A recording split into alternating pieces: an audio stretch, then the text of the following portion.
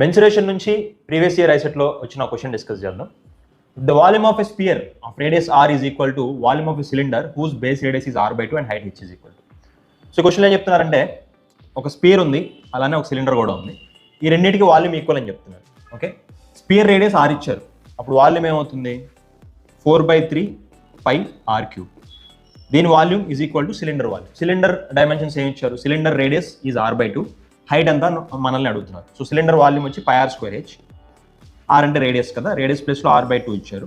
దీని మీద స్క్వేర్ చేద్దాం, πr² ఇంటూ హైట్.